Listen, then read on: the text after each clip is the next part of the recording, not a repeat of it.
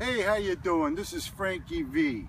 It's hard to believe, but it's been 40 years since Frankie V got his high school diploma.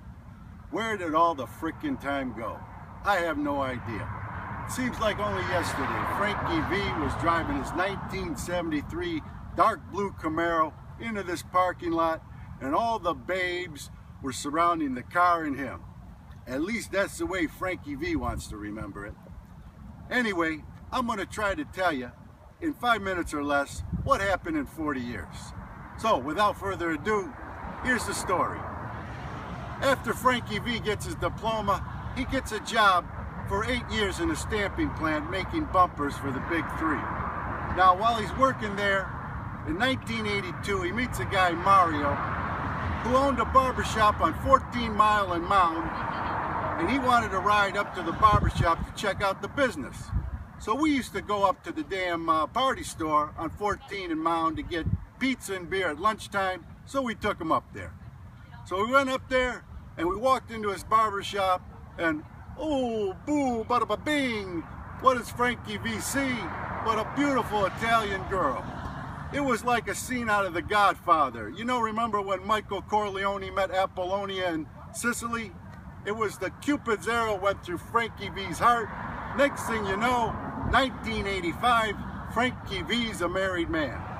Also in 1985, Frankie V got a job at the post office.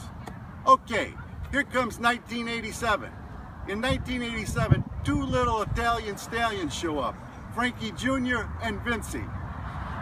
I gotta tell you though, ladies and gentlemen, I really don't know how they showed up, because I remember the night I was banging my wife. I was doing her doggy style and I pulled out. I thought all my DNA went all over the place, but I guess a little dab made these two boys. I mean, I know some guys, they got 3, 4, 5 daughters. They can't make a guy for nothing. I put a little dab in there and I made 2 boys. I guess I'm like Brill Cream. A little dab will do ya. Anyway, after that, this is how the next 25 years or so went.